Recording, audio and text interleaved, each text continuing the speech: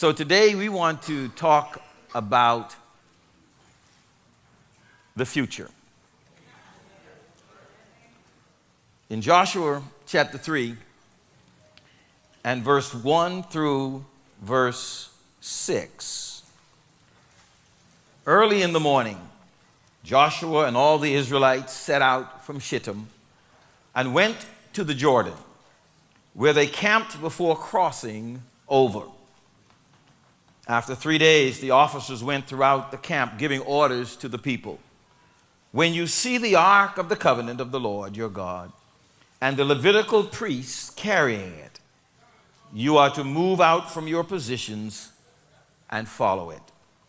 Then you will know which way to go, since you have never been this way before. But keep a distance of about 2,000 cubits between you and the ark. Do not go near it. Joshua told the people, consecrate yourselves, for tomorrow the Lord will do amazing things among you. So Joshua said to the priests, take up the ark of the covenant and pass on ahead of the people. So they took it up and went ahead of them. 120 years is a long time. Many institutions cease to exist long before reaching 120 years. And so this got me thinking.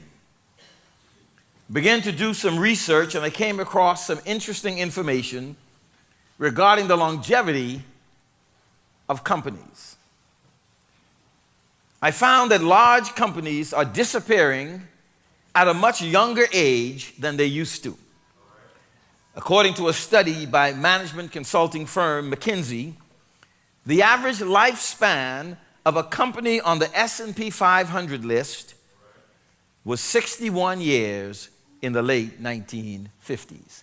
So in other words, in the late 1950s, the longest companies would live before they went out of business, died, whatever, on their list was 61 years.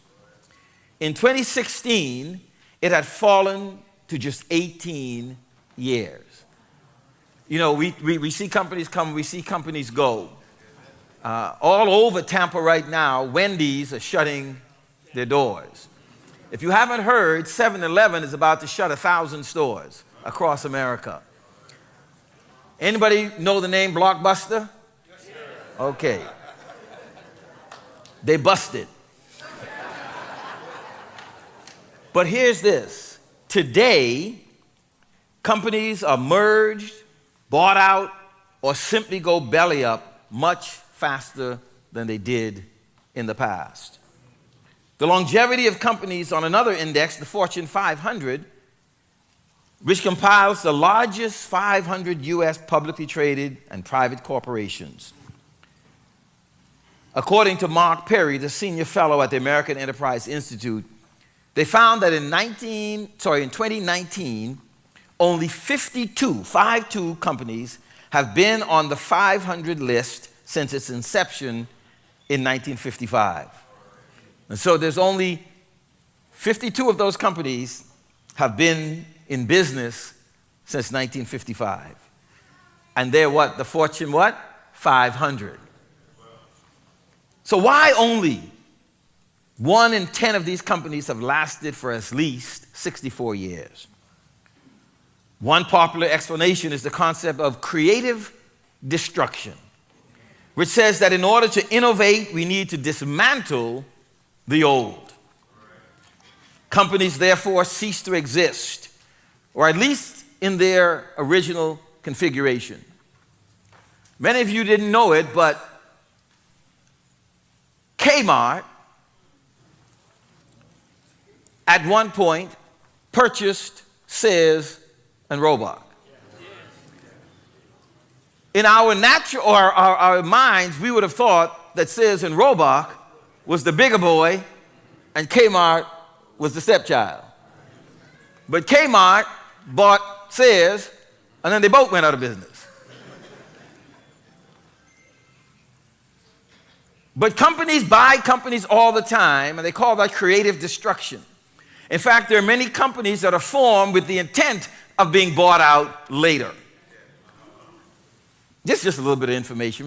We get to the message. You may not know this.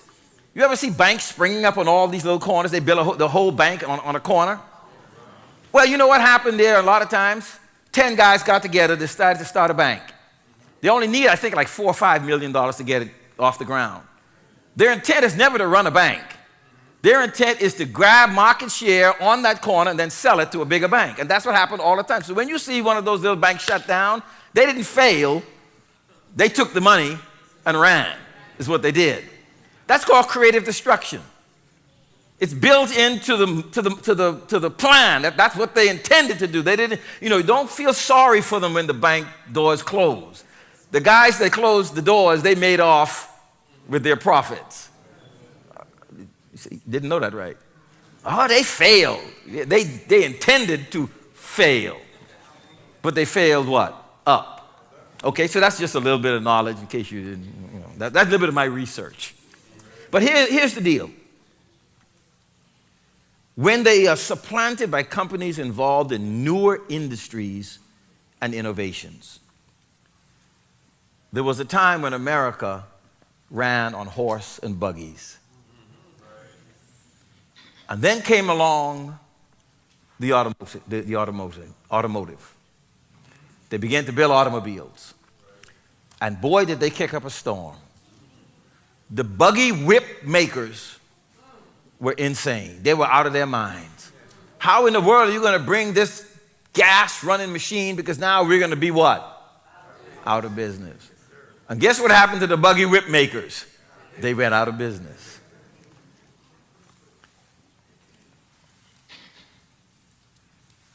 Elon Musk just unveiled 2 new vehicles. 1, okay, 2, 3, 4, 5. One is a bus. Both are self-driving. I'm still weirded out with that, but anyway. So do you realize that maybe not directly in some of our lifetime, but eventually we're not going to be driving anymore? Or let me put that way, steering. Neither of those vehicles had a steering wheel or gas pedals or propulsion mechanisms. And so car companies will either what? Adapt or what? Go out of business.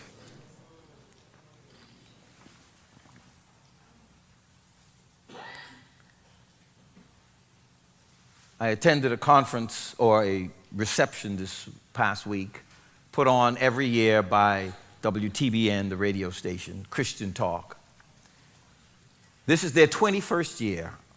They do this every October during Pastors Appreciation Month.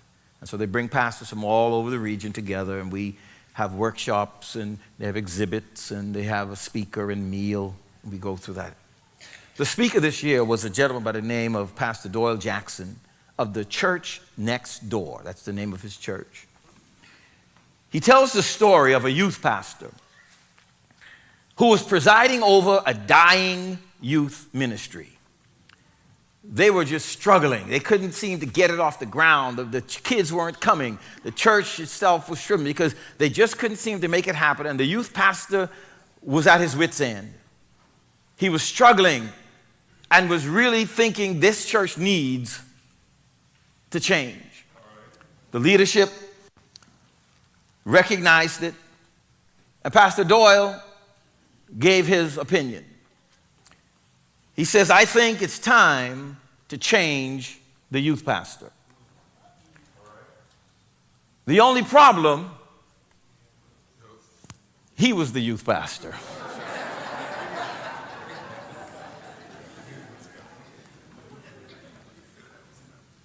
And so he tells the story about God providentially placing some information before him about a youth pastor's training conference about 150 miles from where he lived. And so he asked permission from his senior pastor, can I go to this conference. And if you're the senior pastor and your youth ministry is failing, and the youth pastor comes and says, can I go to a youth training conference? What will be your answer? Please go. And so he went. And he said when he got to that conference, God spoke to him. And here's what God said to him. If there's going to be a difference in your youth ministry, the youth pastor has to change. And he said he was convicted, and he went home and he began to really seek God's face for his life and ministry. And God began to reveal things to him about just getting closer to who God is and what God is doing and become a better Christian. And over the course of time, things turned around. The ministry began to grow. But before the ministry could move on, he had to change.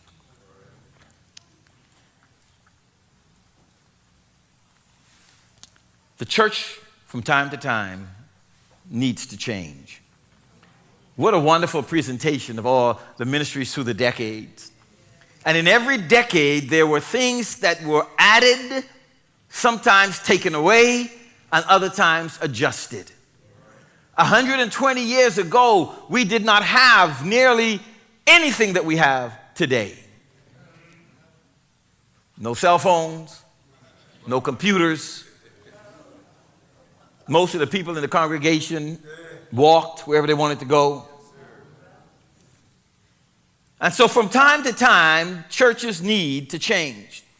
It needs to transition in order to survive and thrive. But the challenge is that the people standing in the way of change are often the very members calling for change. And that's what Pastor Doyle found out. He wanted change, but the change had to begin with him.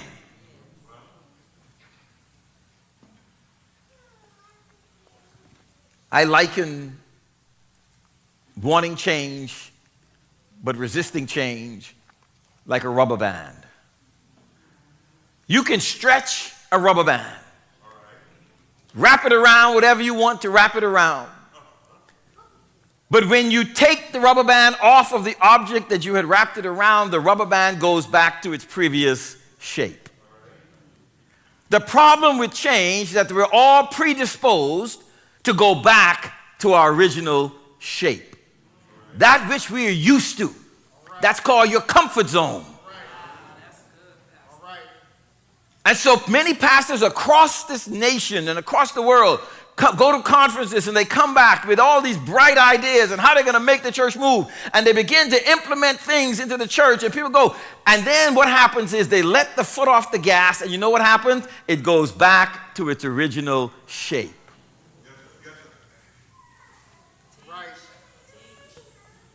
Because we're hardwired that way.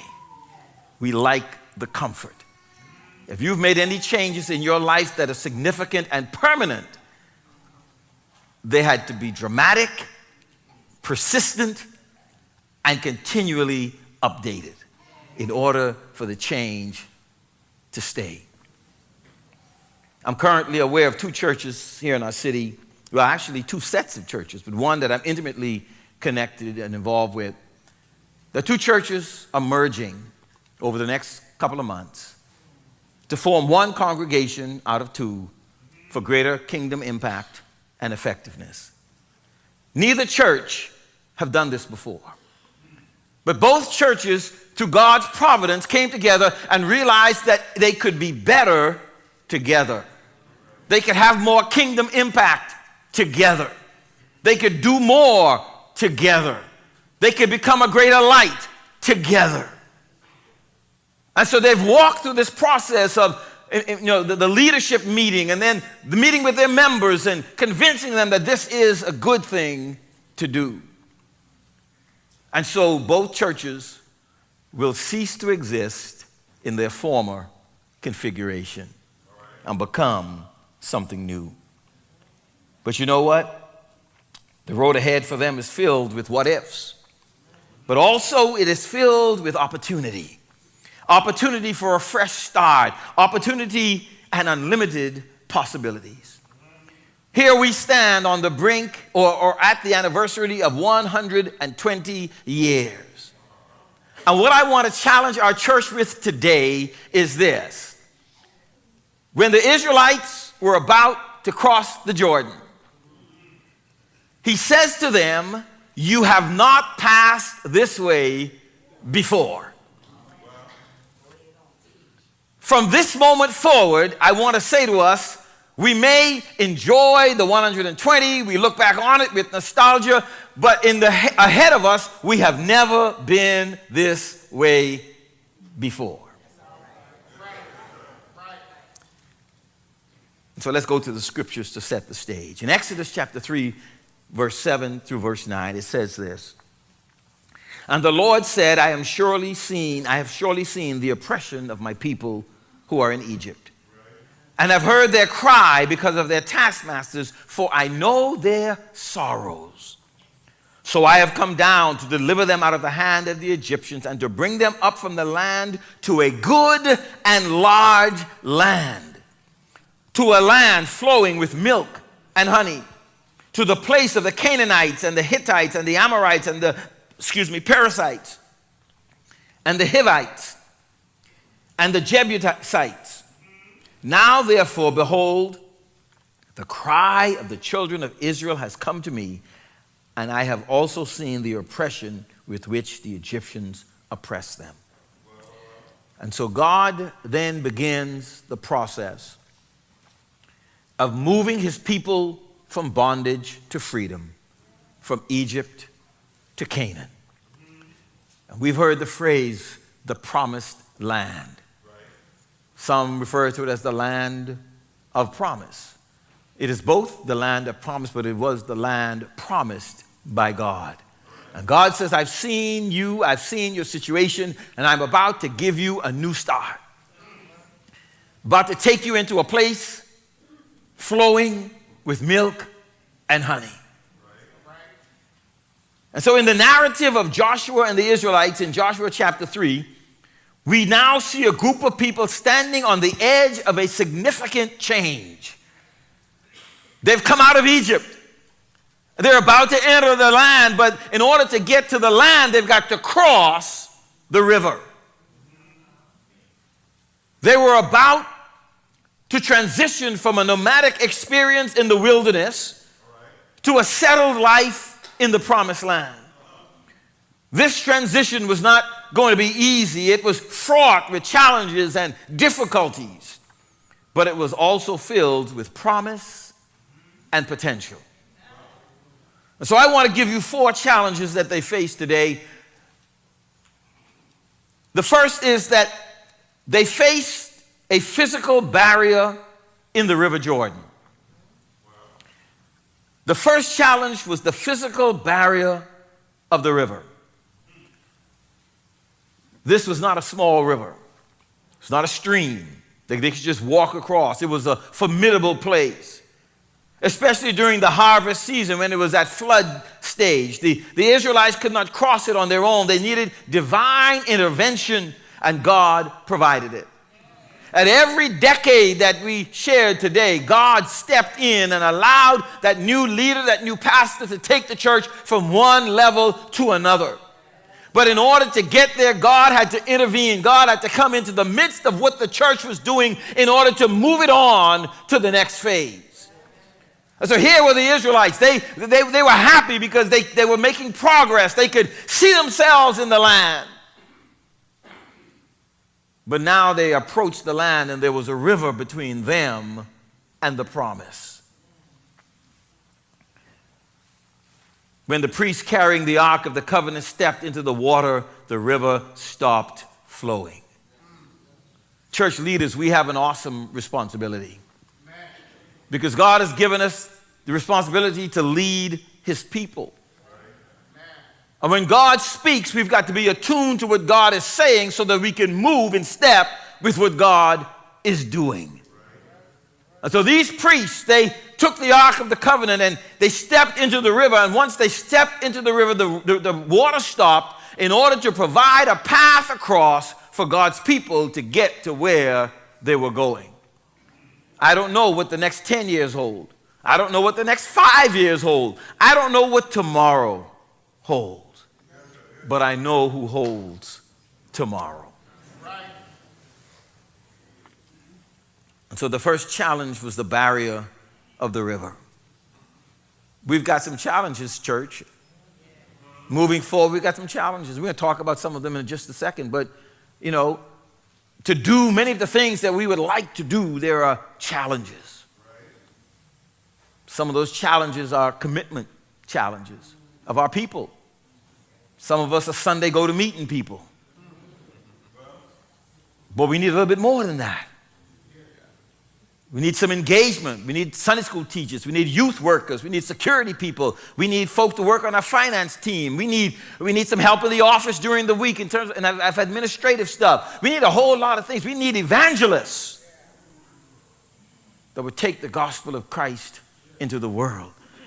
But we've got to figure out a way to get across the river. And so those are some obstacles. But the second challenge was the emotional and psychological impact of the transition. They were leaving behind a familiar way of life, and they were stepping out into the unknown. There's nothing so frightening as going where you don't know where you're going. I know that's a little convoluted, but you get what I'm saying? You don't know where you're going. Some of us know this at a certain age, and those of you that are younger, hold on, it's coming. You begin to realize that at night, things don't look so familiar anymore.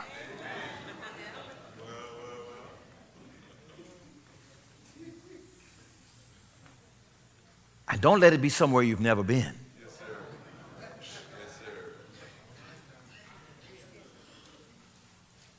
They were moving from a place of relative comfort and predictability to a place of uncertainty and potential danger.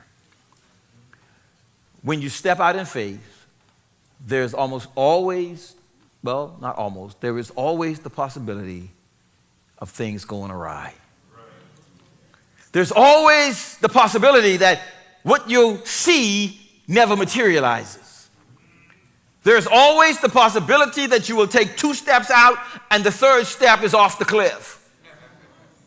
There's always the possibility that all the dreams and aspirations you have come crashing down once you step out. But the only way to experience what you believe God is calling you to do is to step out. The comfort of where you are will not get you to where you need to go. To get to where you need to go, you need to let loose of where you have been and embrace where you can be. And so there are some folks in the church that emotionally can't handle change. You know what I found out in life and in ministry, and this is probably why I don't get into too many church fights. Because I realized that when people resist, they resist for a variety of reasons. Some people resist just because they can't grasp where you're trying to go. And they just love the comfort of where they are. And they're not fighting you because they don't like you. They're fighting you because they're scared to death. And so you're on a committee, you're in a ministry, you're trying to lead that ministry, and you're getting folk extension. They don't want to go. They're opposing, all that stuff. Sometimes it's because they're afraid to step out. Can I make that very practical for you as a church family today? Many years ago now, whenever the issues of spending or money came up, there was a certain person that would just, they would just oppose. I mean, they were just really opposed to it. It almost got to the point where you hated to even talk about money because you knew they were going to get all in their feelings and it was going to be. And one day I'm praying, I'm saying, God, how do I navigate this? How do I make progress? And just as clear as day, I don't usually blame things on the Holy Ghost. The Holy Spirit said to me, you do realize that that person's resistance is about them and not about you. They have struggles with money and spending. They have an issue with that. It ain't you. You got to understand that all of us come to the table with different backgrounds and different experiences. And so that person is just living out their experience. And when I accepted that from the Lord, my relationship changed towards that person, my attitude changed, and I realized that they were simply acting out their own past and relationship to money. Now, it could be something else. It could be a whole lot of other things. But what I'm saying is, church, if we can just understand that there's an emotional cost to changing. It's hard to change. I was in my office one day and I got buzzed that there was someone out front that wanted to talk to me. They weren't a member of our church, but they wanted to talk to a pastor. And so I said, come in. They came and they sat down and we started to talk. And he says, well, Pastor, I've got a drug problem. And it's just beating me up. Pastor, I want change. I want to get out of this situation. I want my life to be different. And we chatted. And the Holy Spirit said, try to help him now, right now. Try to do something right now. And so I picked up the phone, my cell phone, and I called my buddy out at the lighthouse. At that time, one of my good buddies was at the lighthouse in charge of residential living. And I got him on the phone. I said, listen, man, I've got a guy sitting in front of me right now. And he says he's ready to change. He's ready to make a difference in his life. He doesn't want to do this anymore. I said, can you help? And he said, Pastor, I told you whenever you need me, I'm here. All right. He says, put him on the phone. I gave him the phone, and they chatted for a while. I could hear the guy talking, yes, sir, yes. Yes, I can do that, sir. Yes, sir, yes. Oh, yes, sir. Yes, sir, I'm so tired. Yes, yeah, okay. And I only could hear one end of the conversation. So when he was done, he gave me back the phone, and my friend said, Pastor, I've spoken to him, and I told him I got a bed. But he's got to come right now. Not tomorrow, not next week. He's got to come now. You put him in your car and you bring him out here. It's an 18-month program. You bring him out here today and we got a place for him. And so I hung up the phone and I said, well, bro, you heard what he said. He's got a place for you. Are you ready? Well...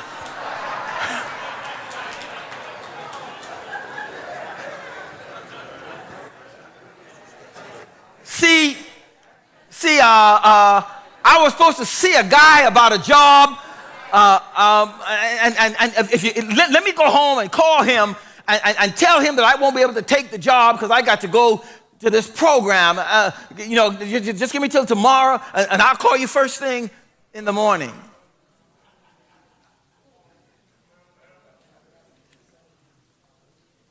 That was probably 10 years ago. I've never laid eyes on him since. What's my point? Not to make fun of him. My point is this.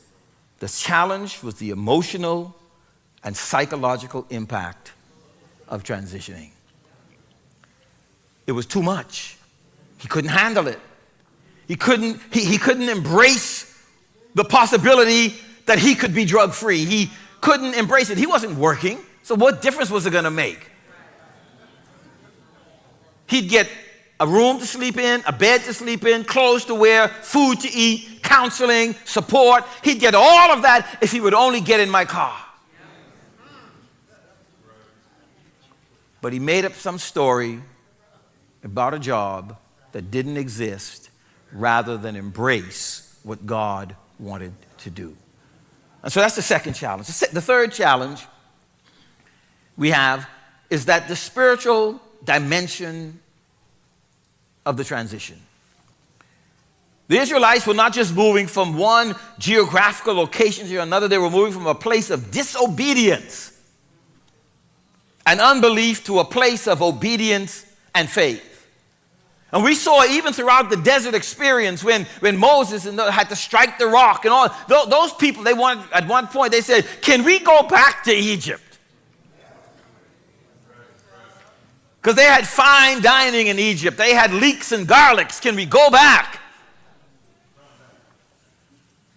But now they were moving from a place of unbelief to a place of obedience and faith. From spiritual barrenness to a place of spiritual fruitfulness. And maybe there's someone here today, we preached this several weeks ago during that series on the victorious Christian life. But let me ask you, are you in a place of spiritual barrenness? You need to move into a place of spiritual fruitfulness. And so there was a spiritual dynamic, a spiritual component to crossing over the Jordan. They were moving from a place of divine judgment to a place of divine blessing.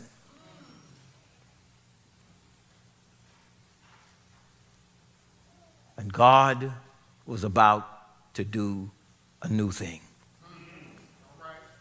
The fourth challenge was the social and cultural implications of the transition.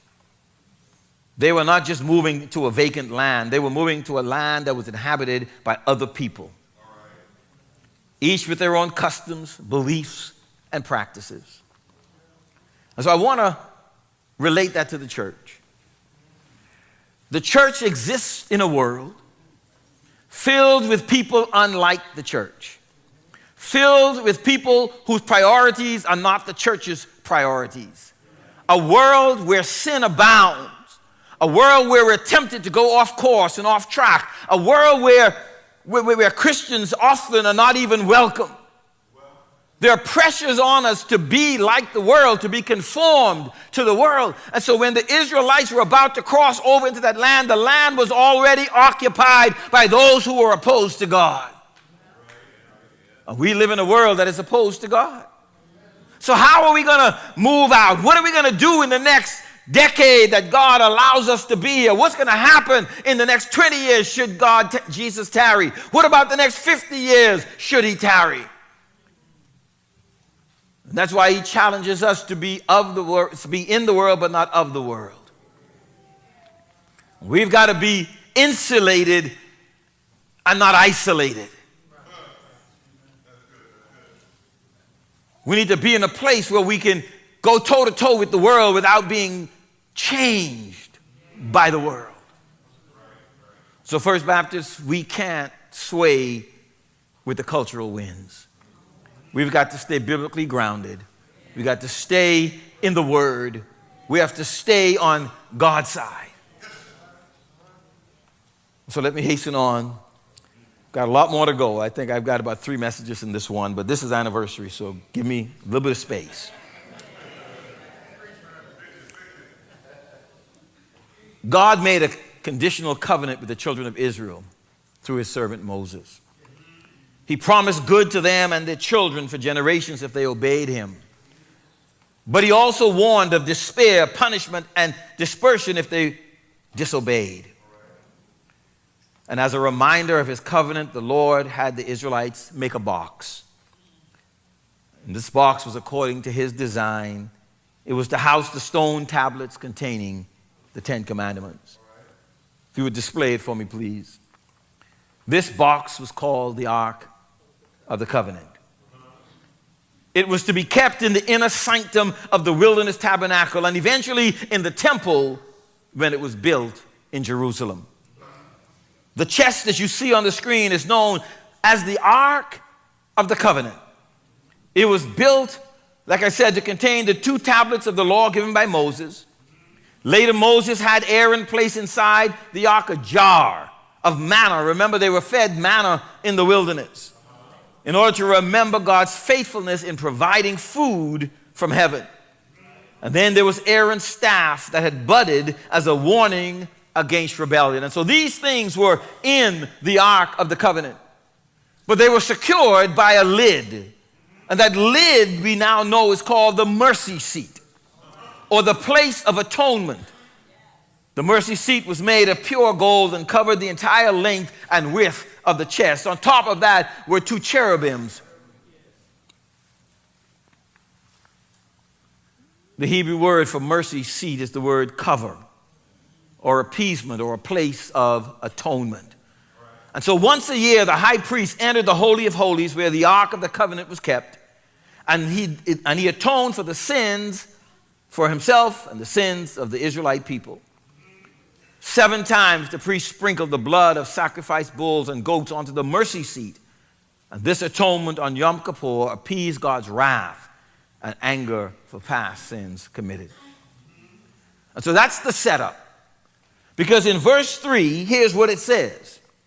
When you see the Ark of the Covenant, that's the Ark of the Covenant, of the Lord your God, and the Levitical priests carrying it. And so there's that picture. There's the ark. You saw what it looked like. It had rods out on each end so that the priest could grab a hold of each end. And they would grab it and they would put that on their shoulders and they would walk with the ark. So that's the Ark of the Covenant, and that's what was happening here. He says, you will see the priests carrying it. You are to move out from your positions and follow it. We need a North Star. We need something to guide us. We need a personal GPS or a heavenly GPS. And he says, listen, you want to get to where you're going? I need you to follow the Ark of the Covenant. But what did the Ark of the Covenant represent? The Ark of the Covenant represented the presence of God in the midst of his people.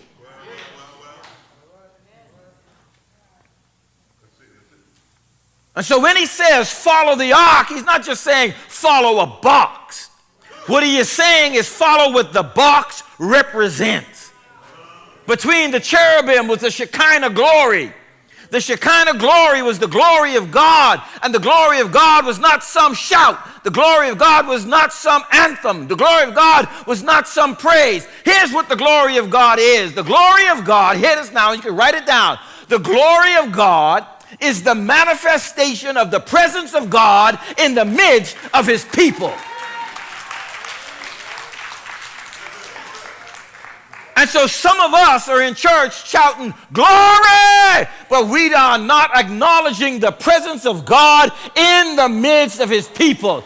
God is saying to his people in the moment, I am with you. And if we're going to get to where we're going, we've got to follow him. You've got to follow him. Don't follow me. Follow him. I'll tell you now, I'm going to lead you astray. I'm going to get tired. I'm going to stumble. I'm going to fall. I'm going to let you down. I'm going to do things that offend you. I'm going to bother you. I'm going to do all of that. And so what I'm asking you to do is follow him. Paul himself says, follow me, but follow me as what? As I follow Christ. Follow the ark. Follow the ark. 120 years, but for the future we've got to do what? Follow the ark. Why? Because you have not passed this way before. But the one who goes before us has already been there. He's already been there. He's already at the end. He's already in the presence. So he said, listen, I've already been there. If you want to get there, just follow me. Just follow me. If you want to ascend Mount Everest, you go to Tibet. And at the bottom of Mount Everest is a village. And in that village are people that make a living taking people to the top. They're called Sherpas. A Sherpa is a guide. A Sherpa has already been there and come back. A Sherpa knows how to get there and get you back safely. A Sherpa knows the terrain. A Sherpa has endured the cold weather. A Sherpa knows how to do it. And so when you get there, they tell you, are you going up to the Everest? Yes, sir. You need a Sherpa. And those who refuse Sherpas, the mountainside is littered with their bodies.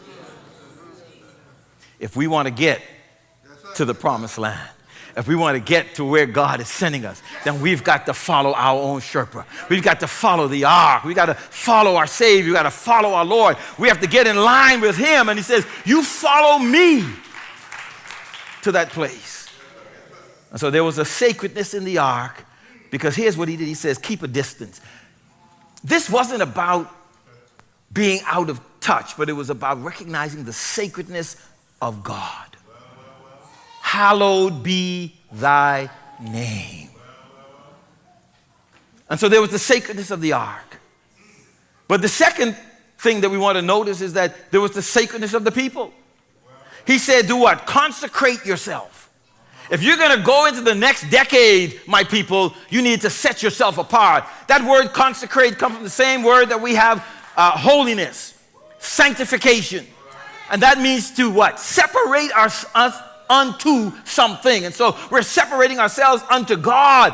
And so often we've allowed ourselves to become secular and calloused and cold towards the things of God. And he's saying, I need you to once again separate yourself unto me.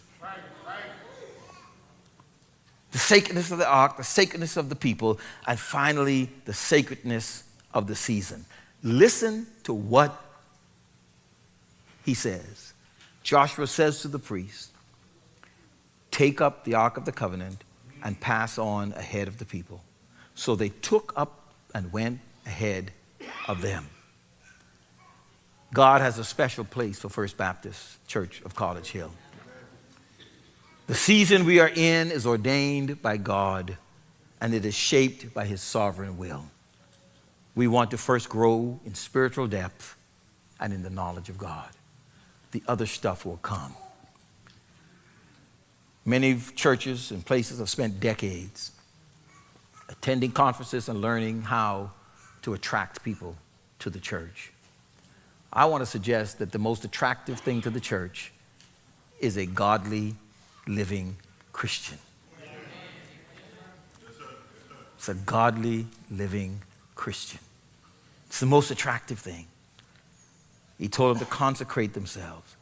In Psalm 31, 14, 15, he says, but as for me, I trust you, O Lord. I say you are my God. My times are in your hand. This season that we're in, it's in God's hands. The season that we're in, it's not ours to control, but it's God to manifest himself in the midst of his people. May the Lord, verse 5, do wonders in our midst. May he do amazing things until he comes. Someone used to say, until he calls or comes, we want to see him do wonderful things in our lives. Thank you for watching First Baptist Church of College Hill online. I hope today's worship experience blessed you and would help you develop a closer relationship with Jesus Christ. We want to stay connected with you and help you on your Christian journey. So if you're a guest, be sure to complete the connection card in the description. Join us for live online services every Sunday and visit our website, fbcch.org, to find out all of the latest news and events happening here at FBCCH. Make sure to like and subscribe so you don't miss anything happening here at the Hill. And share this with a friend so it can bless them as well. Thank you again for watching. God bless you.